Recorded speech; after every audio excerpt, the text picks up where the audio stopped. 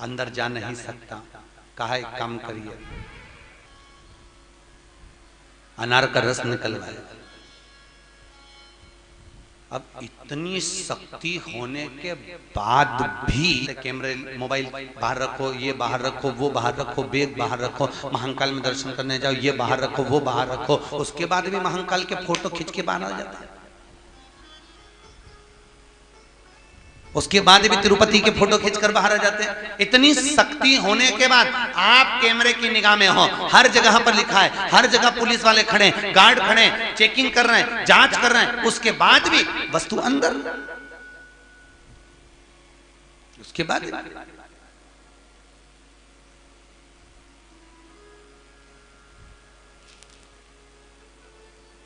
जब इतनी जांच हो रही है तो सामान अंदर आया कैसे, पहुंचा कैसे, में रखा। पहले के समय में जो गिलास चलते थे, बड़े गिलास में नीचे किनोर होती थी।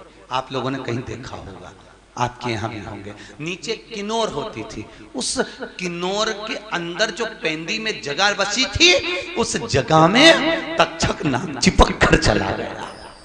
मृत्यु सत्य है। फल खाने को नहीं दिया, अन्न भोजन में नहीं दिया, कोई वस्तु अंदर नहीं जाने दी।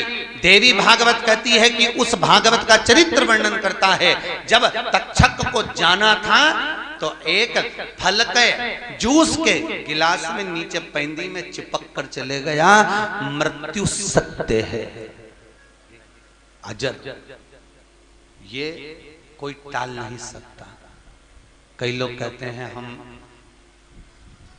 अभी तबीयत ठीक नहीं है, कथा में कैसे जाए, कुछ हो गया तो तू तो इंदौर रहेगी तो भी हो जाएगा। अरे सही है कि गलत है? और ट्रेजर आइलैंड इंदौर में पलासिया से आगे तो है, ओल्ड पलासिया से रास्ता गया। याद है आपको कथा? 10 साल पहले अखबार में आपने पढ़ा होगा, हमारी तो कथा जगजीवन राम नगर में चल रही थी और ट्रेजर आइलैंड के बाहर एक पति ने अपनी पत्नी से कहा मैं अंदर से कुछ लेकर आ रहा हूं तो गाड़ी में बैठ। तो 4 व्हीलर गाड़ी में एसी चालू कर कर कांच लगा हुआ और बैठी। 10 साल पहले की बात बता। गाड़ी में एसी में बैठी थी, आराम से मैगजीन पढ़ रही होगी। एक सांड दौड़ते दौड़ते आया, कांच को फोड़कर सींग उसके पेट में मार दिया, वो वहीं पर मर गई, वहीं पर। अब सोचो, मृत्यु को आना था तो कांच फोड़कर अंदर प्रवेश कर आ गई, एसी में बैठे होने के बाद। मृत्यु सत्य है।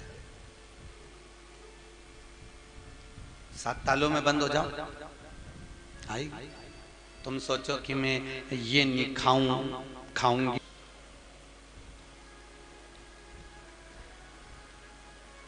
जयपुर के घंटा घर के पास में तनु नाम की लड़की रहती है, तनु दुबे। अपने बॉडी को मेंटेन करने के चक्कर में मैंने कुछ भी नहीं खाया, सारा बाजार का छोड़ के रखा, ये करा वो करा, कुछ नहीं खाया, बॉडी को मेंटेन कर कर रखा। 32 साल की मेरी आयु है, अभी तक मैंने अपने शरीर को अच्छा रखा, फिर मेरे को कैंसर क्यों हो गया? मुझे ये रोग कहां से आ गया? एक समझना। नैनों में जल भरकर तो वो कहती है इससे तो मैं खा लेती तो मुझे दुख नहीं होता कि मैंने खाया, मैंने आनंद लिया, अपनी जिंदगी को जिया। हम भय में जिंदगी जी रहे हैं, हम भय में जी रहे हैं। ऐसा करेंगे ऐसा हो जाएगा। ये नहीं स्वयं राणा चिंता में पड़ गया कि विष भेजा था तो बच कैसे गई? तो मीरा से पूछा तू बची कैसे? मीराबाई बोली मैं क्या बताऊं, ये तो गिरधर ही बता सकता है। तो मूर्ति की साक्षी में जाकर राणा ने द्वारकाधीश के सम्मुख में पूछा, जहर का प्याला पिला भेजा था तुम पी गए? इतने में पीछे खड़ा हुआ एक संत कहता है जब वो पूतना का दूध पी सकता है तो ये जहर का प्याला क्या लग सकता है साहब? उसको समर्पित कर कर जो धारण किया जाए, उसको समर्पित कर कर अगर जहर भी पिया जाए तो उसमें भी स्वाद आ जाता है। महाराज स्वयं तरुण सागर जी महाराज गोलोक धाम पहुंच गए। अब तो स्वर्गीय श्री तरुण सागर जी महाराज कथा के रसिक, प्रवचन के रसिक, जैन संत में उन्होंने एक बहुत सुंदर काव्य लिखा। उस काव्य में लिखा, एक व्यक्ति घर से परेशान हो गया, परेशान होकर बाजार में गया, जहर खरीद कर लाया, खा गया, बच गया। कम से कम बच तो गए, खाया था ठीक है, तो उसने सोचा आप जिंदा रह के चलो मिठाई खा लो। बाजार गया, मिठाई ली, खाया, मर गया। क्यों? जहर भी नकली था, मिठाई भी नकली थी। जिस जहर को खाया वो नकली था, असर ही नहीं करा। जिस मिठाई को खाया वो भी नकली थी, असर कर गई, निपट गया।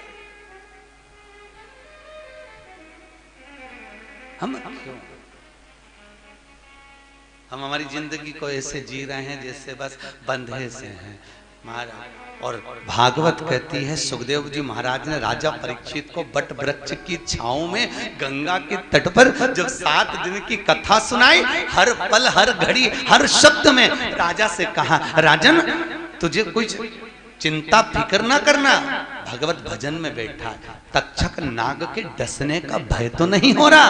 राजा कहता है जब गुरु ऐसा मिला है तो भय क्या होगा महाराज, भगवत भजन में मेरा चित्त वृत्ति डूबा रहे, चित्त मेरा भगवान की कथा में लगा रहे, बस फिर तो मृत्यु भी अगर सामने आ जाए तो फिर सामना कर सकते हैं महाराज। और याद रखना, तब धृतराष्ट्र सिंहासन पर बैठा था, वो कह रहा था मेरे नेत्र नहीं है, गांधारी कहती है मेरी आंखों पर पट्टी बंधी हुई है, स्वयं पांडव कहते हम साथ नहीं दे सकते, और गुरु भीष्म पितामह के सम्मुख में जाकर बोले तो पितामह कहते मैंने दुर्योधन के घर का अन्न खाया।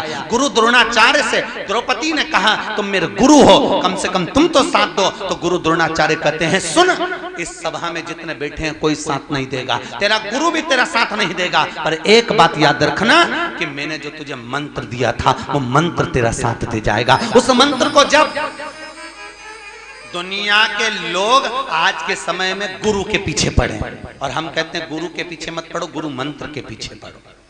गुरु जी आए ना लड्डू खिलाओ, गुरु जी आए ना, गुरु ने जो मंत्र दिया है उसको जपिए, वो मंत्र काम करेगा, गुरु नहीं, मंत्र साथ। कई लोगों को देखा हमने, गुरु मंत्र लेने के बाद उनको मंत्र तो आज तक याद नहीं, पर गुरु याद है। हमारे यहाँ पे वो गुरु जी आते थे, 2-3 दिन रुकते थे, हम उनके लिए दाल बाटी बनाते थे और एक कटोरी घी खा जाते थे। मतलब गुरु के पीछे मत पड़ो, मंत्र के पीछे पड़ो। मंत्र अंत हो, कोई भी जब प्राण छूटेंगे हो सकता है हम आपके पास ना हो सकता है आप हमारे पास ना हो। जब प्राण छूटेंगे, इस साइड भोजन कर रहे थे, इधर बहू बेटा बैठे बात कर रहे, आराम से बात चल रही है, ये इधर भोजन कर रहे, बस छूटेंगे ना हम होंगे, ना आप होगे, ना कुटुंब, ना कबीला होगा, ना परिवार, ना सगे होंगे। पर एक बात याद रखना, जिस समय प्राण छूटेंगे, आपने जो शुक्र ताल में कथा सुनी है, यह कथा आपके साथ जरूर होगी, ये पक्का है। ये कथा आपके अंतिम समय में आपके सम्मुख में चल रही होगी, आपके अंतिम समय में जब आपके प्राण छूट रहे होंगे, तो आपने जितने जितने तीर्थों में दान करा है, जितने तीर्थों में आपने कथा सुनी है, सत्संग करा है, यह पक्का है जीजियों कि वो सामने पूरी फिल्म चलेगी। दूसरे दिन की कथा आपके सामने प्राण छूटते समय वो दिखाई जाएगी। गरुड़ पुराण के 3रे अंश में लिखा है, मनुष्य के जब प्राण छूटते हैं तब हजारों बिच्छू डंक मारे, इतनी तकलीफ होती है। क्यों? उसका एक कारण है, प्राण छूटते समय तकलीफ इसलिए होती है, किसको होती है वो भी लिखा है गरुड़ पुराण के 3रे अंश में, कि जिसने कभी भजन नहीं करा, जिसने कभी कथा नहीं सुनी, जिसने कभी सत्संग नहीं करा, जिसने कभी नाम जाप नहीं करा, जिसने कभी स्मरण नहीं करा, जब वो मरता है हजारों बिच्छू के, गरुड़ पुराण के वही 3रे अंश के 19वें श्लोक में लिखा कि जब प्राण छूटते हैं, जिसने कभी सत्संग करा, भजन करा, कथा सुनी, तीर्थ गया, व्रत करा, जब प्राण छूटते हैं तो इसको तकलीफ नहीं होती, क्योंकि इसके सामने टीवी लगा दी जा रही है, कष्ट ना हो। महाराज जब दवाई माँ बच्चों को देती है तो ऊपर कौवा दिखाती है, जब दवाई माँ बच्चों को देती है, कड़वी औषधि पिलाती है तो कुछ पक्षी दिखाती है। उसी तरह परमात्मा जब अपने भगत के प्राण हर कर लेकर जाता है, अंतिम समय में जिस जिस तीर्थ में कथा सुनी होती है सारी टीवी पर सीरियल करा देता है, आप उसमें लगे रहते हो और परमात्मा तुम्हें लेकर चला जाता है। ये अंतिम बिंदु है साहब, अंतिम बिंदु। कई लोग प्रश्न करते हैं महाराज हमसे कि महाराज जी आप जो कथा कहते हो वो हमें याद नहीं रहती है, तो हम कथा क्यों सुने? जब याद ही नहीं रहती तो सुनने से लाभ क्या है? आप जो कथा कहते हो हमें याद नहीं रहती तो कथा सुनने का फल क्या है? हम कहते हैं 1 महीने पहले तूने जो खाया था 3 तारीख को, बता दे मुझे क्या खाया था, कि याद नहीं है। 1 महीने पहले 3 तारीख को जो तूने खाया तुझे आज तक याद नहीं है, पर 3 इन नस नस में, इन नाड़ियों में रक्त बनकर चल रहा है। उसी तरह कथा तुम्हें याद रहे ना रहे, पर अंतिम समय में भी यह कथा तुम्हारे सामने चलती रहेगी साहब। बस वही बिंदु को हमको सुधारना है। अंतिम क्षण, अंतिम पल, खूब कमाया साहब, नौकरी करी, खूब सर्विस करी, खूब कमाया। बच्चों से कह दो हमने खूब कमाया, तुमको जोड़ जोड़ के मैं कथा में जाता हूं ना तो भी चल। पत्नी पति से कहा करे क्यों लगे रहते हो, चलो थोड़ी समय अपनी जिंदगी भी तो जिए साहब। बहुत विचित्र जीवन है साहब, निकलते चले जाता है, मालूम नहीं पड़ पाता। अंतिम पड़ाव पर जब हम पहुंचना जाती, सत्संग कर लेती, स्मरण कर लेती। बहुत आप में से कितने लोग हैं जिनको बचपन याद नहीं आता? जिनको बचपन याद नहीं आता, कभी कभी बात निकलती होगी तो बचपन याद आता होगा, कभी कभी जवानी याद आती होगी, कभी अधेड़ी याद आती होगी, कभी शादी की सालगिरह याद आती होगी, कभी आप मंगल आनंद में एल्बम देख रहे होगे तो आपका खुद का विवाह आपको याद आता होगा।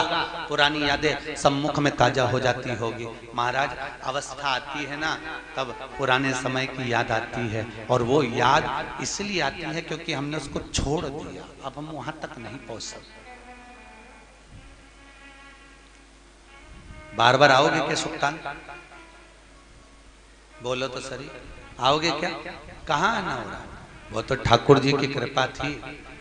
कहीं हमारे पितरों का, जितने लोग बैठे हैं आपके पूर्वजों का कोई पुण्य होगा, जो आप गंगा जी में डुबकी लगा रहे हैं, जो आप कथा सुन रहे हैं, ये आपका पुण्य अपनी जगह पर है। आपके माता पिता का कोई पुण्य होगा जरूर। माँ और बाप में से किसी ने आपको बहुत प्रेम करा होगा, और उसके प्रेम का फल मैया आपको इतनी गोदी में रखी हुई है, अपनी गोदी,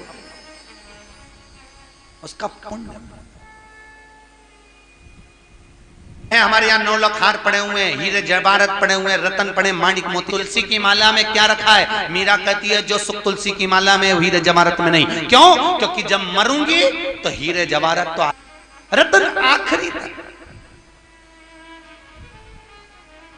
अंतिम बिंदु तक।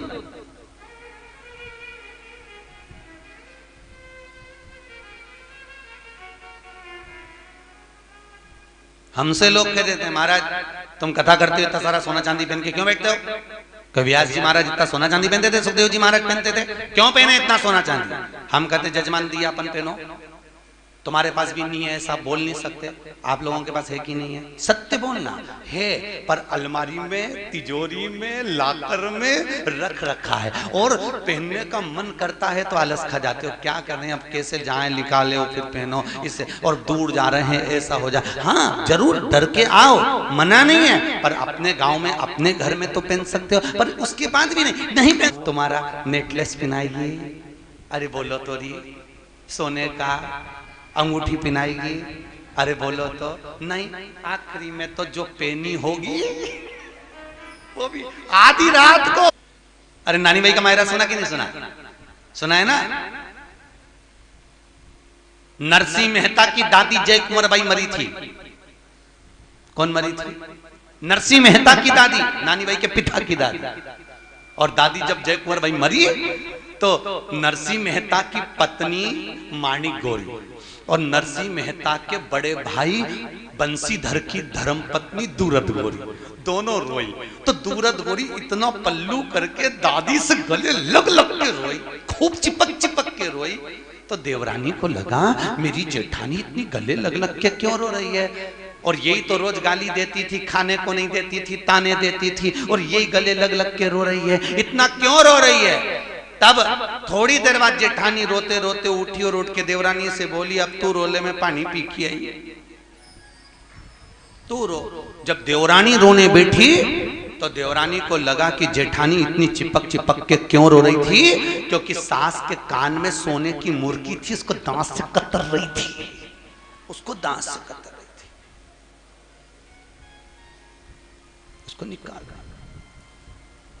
तब समझ में आया वाह वारी दुनिया, मतलब की दुनिया में किसी का कोई। ये सब मालूम पड़ता है ट्रेन से उतरो तब दुनिया में किसी का कोई नहीं, अपना बेख तो को।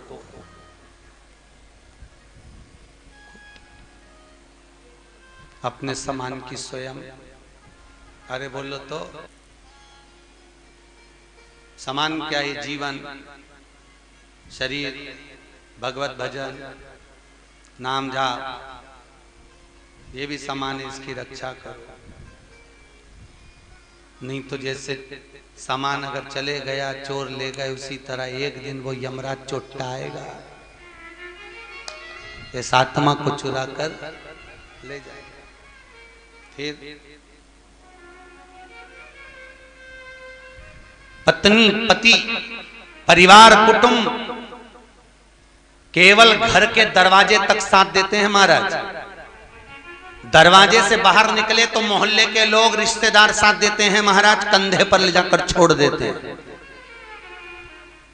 कुटुंब और परिवार ने साथ दिया दरवाजे तक, मोहल्ले वालों ने, रिश्तेदारों ने साथ दिया शमशान तक। अब शमशान के बाद जब चिता पर लेटाया जाएगा तब तो भेरू सिंह अकेला ही जाएगा, फिर कौन आने वाला है? नहीं, ऐसा नहीं, कोई नहीं आएगा, आएगा कभी किसी आएगा। कौन आएगा? जो तुम भोजनशाला में थाली लगा रहे हो, भोजन परोस रहे हो, ये भोजन की थाली तुम्हारे सामने रास्ते में चलकर आएगी, ले लीला भाई खा ले, आगे बढ़ जा, तूने हमको परोसा था, आज हम तुझे परोस रहे। कोई परोसने वाला नहीं आएगा, थाली चल के आएगी, थाली चलकर। जो तुमने पुण्य करा, दान करा, स्मरण करा, भजन करा। कई लोग कहते हैं मुट्ठी बांधे आया जग में हाथ पसारे जाएगा, क्या तू लेकर आया जग में, क्या तू लेकर, अरे बोलो जम के, क्या तू लेकर जाएगा। पर शिव महापुराण में लिखा मुट्ठी बांधे आया जग में हाथ पसारे जाएगा, ये नहीं हो सकता। ये पक्का है जब प्राण छूटेंगे तो तू अपना पुण्य, जो तू अपना दान, तू सत्संग, संकीर्तन, भजन जो तूने करा, थोड़ी ना कि बीमे की रकम, बोलो ईमानदारी से, बीमा तुम्हारा, मरने के बाद रकम किसको मिलेगी? जम के बोलो। बच्चों को, पत्नी मरी पति को, पति मरा पत्नी को, ये रकम बच्चों को मिलना है, दूसरे को मिलना है। तुम्हें क्या मिला? जोड़ जोड़ के मर गई, 500 रुपए जमा करो, 500 रुपए जमा करो, 500 रुपए जमा करो, बीमे के 1000 रुपए जमा करो, 10,000 जमा, और रकम किसको मिली? अरे बोलो जम के, दूसरों को। तो तुम्हें क्या मिला जोड़ने पर? आखिरी में केवल फोटो टंगा, और उसमें भी प्लास्टिक के फूल की माला टंगी, और वो भी पंखा चले तो हिले माला। और जितने फोटो आखिरी में टंगते हैं वो रोते हुए नहीं टंगते, भले तुम्हारी जिंदगी तो तुम रोते हुए निकाल दो, पर आखिरी का फोटो तो इस्माइल वाला ही होता है, मुस्कुराता, और माला हिलती रहती है, और अम्मा फोटो में स्माइल देती रहती है। अम्मा क्यों स्माइल देती है? क्योंकि वो इसलिए स्माइल देती है, बेटी हम भी जोड़ जोड़ के मर गए, तू भी ऐसी जोड़ रही है, जैसे हम टंगा एक दिन तू भी टंग जाएगी, इसलिए माला हुंकारा भरती रहती है और मुस्कुराती है। जोड़ ले,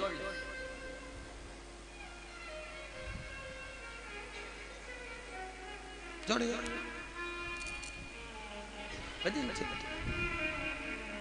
और कुछ नहीं होना है। आखिरी में वो फोटो 16 श्राद्ध में नीचे उतरेगा और खीर और पूड़ी को ऐसे मल के और अम्मा के मुंडा में चिपका दे। अम्मा स्माइल देती रहेगी, खीर पूड़ी चिपकी रहेगी और पूरी साल हसोमती अपन सबको चिपकेगी। कोई हंसने वाली जबरदस्त चिपक। इसलिए महाराज न सोना काम आएगा ना चांदी आए, छोटा सा तो कितने बड़े अरमान हैं तेरे, मट्टी का तो सोने जैसा मान है तेरे, मट्टी की काया एक दिन मट्टी मिल जाएगी, ना सोना आएगी ना सोना काम आएगा ना चांदी।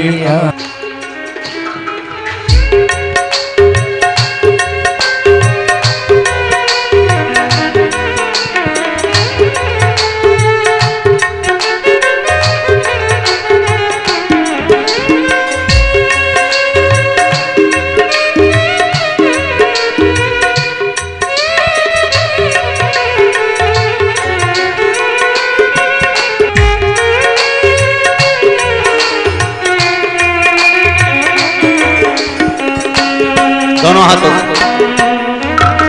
वो सोने जैसा मान है तेरे, मिट्टी का तू सोने के समान है तेरे,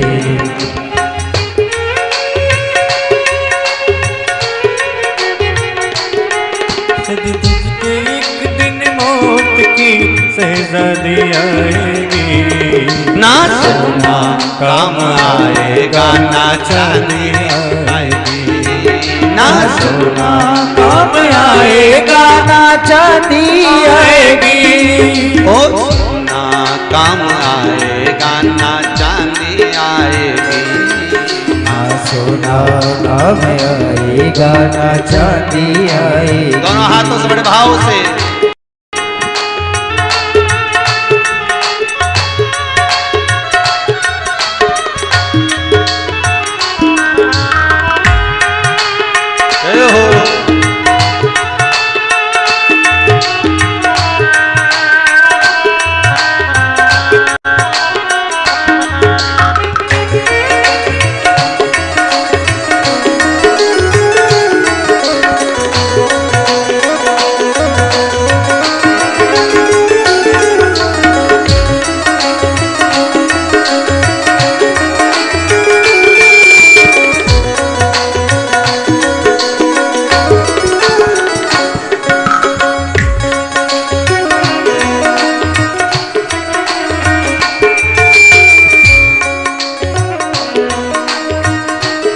गोपाल कृष्ण भगवान की जय जय श्री। जीवन सब यही रह जाना है, जो भगवत भजन किया वही जाना। जपो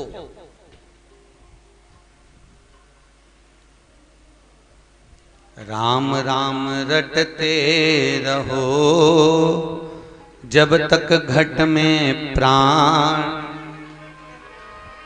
कबहू तो दीन दयाल के भनक पड़ेगी। जब अजो स्मरण करो, नाम जाप करो। महाराज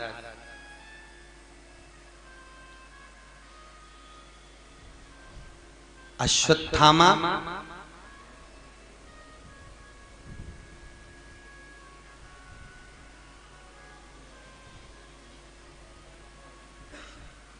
जो विचार में पड़ा है कि कुछ भी हो जाए, इन पांडवों को तो मुझे मालूम है, कई लोग हैं जिनके मन में ये बात अड़ी पड़ी है कि जो कौरव और पांडवों का युद्ध हुआ था वो जमीन के लिए हुआ था। काय के लिए हुआ था? जम के बोलो, जम के। पर अगर सही मायने में देखा जाए तो कौरव और पांडवों का युद्ध प्रॉपर्टी का युद्ध नहीं था, जमीन और जायदाद का युद्ध नहीं था। अगर ये युद्ध था तो केवल गौ माता के लिए, धर्म की रक्षा के लिए, धर्म की रक्षा।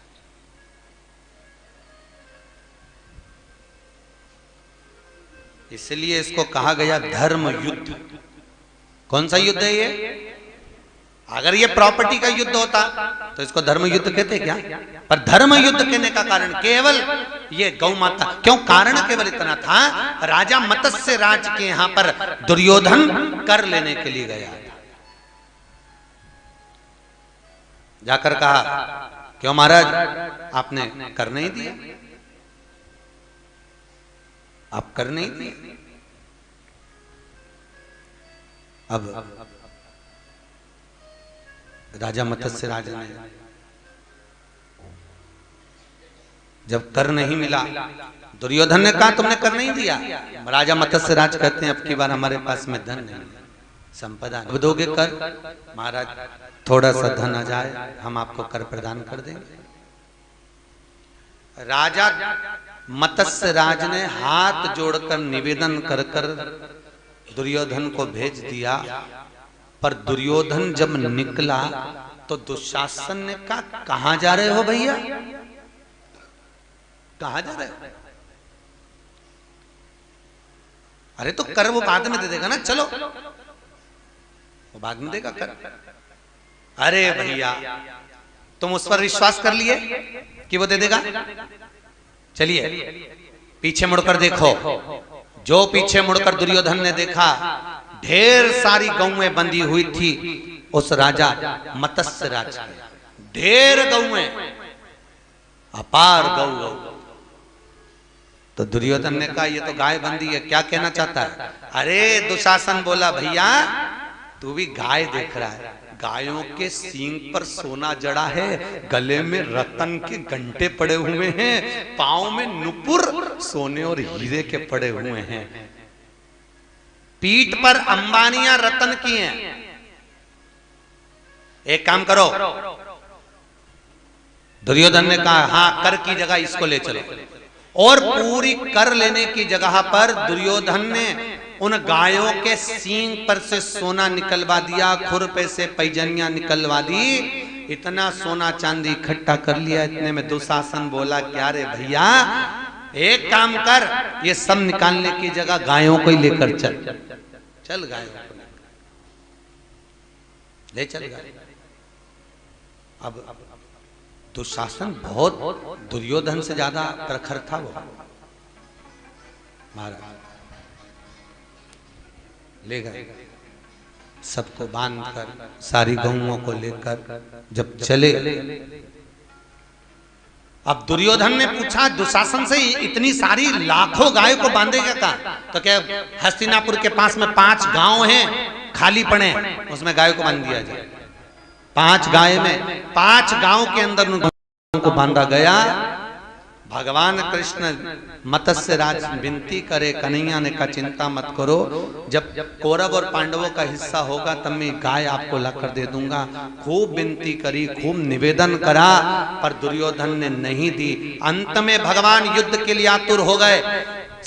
करने के लिए भगवान कृष्ण ने जाकर दुर्योधन से कहा, तो दुर्योधन बोला सुई की नोक के बराबर नहीं दूंगा। तब भगवान ने, नहीं तो वो जो कण छूटता है वो अंत समय में त्राण उत्पन्न करता है, कण का त्राण बनता है और वो त्राण बनकर जीव को कष्ट देता है।